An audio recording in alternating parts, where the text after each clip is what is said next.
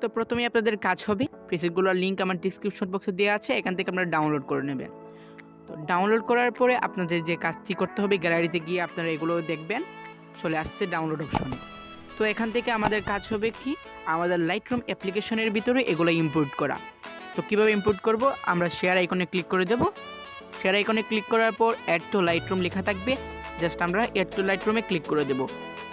ব্যাস, আমাদের ইমেজটা কিন্তু লাইটরুম অ্যাপ্লিকেশনের ভিতরে ইম্পোর্ট হয়ে গেছে।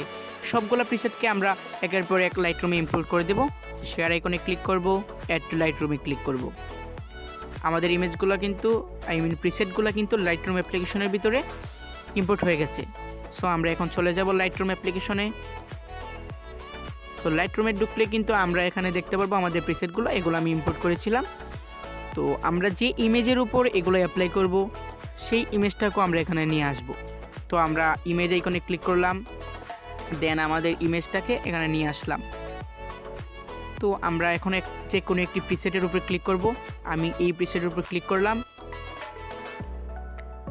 এখন আমরা এই প্রিসেটের মধ্যে যে যে কাজ করা হয়েছে ওই কাজগুলো আমরা কপি করে নেব।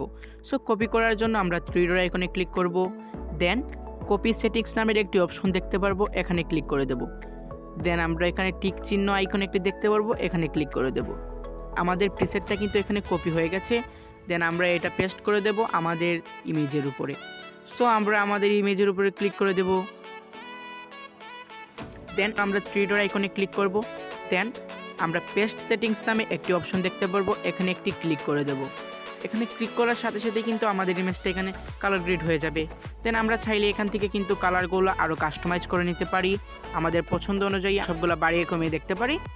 Than enough. তো যদি আমরা বিফোর দেখি, এটা হচ্ছে বিফোর, দেন আফটার। এখানে সিনেমাটিক কালার কিন্তু করতে পারছি আমরা অল্প সময়ের ভিতরে। সো এটা আমরা সেভ করার জন্য আমরা শেয়ার আইকনে ক্লিক করে দেব, দেন এখান থেকে সেভ টু ডিভাইসে ক্লিক করে দেব। ব্যাস, আমাদের ইমেজটা কিন্তু একটু লোড হবে, দেন আমাদের ইমেজটা আমাদের কাছে সেভ হয়ে যাবে।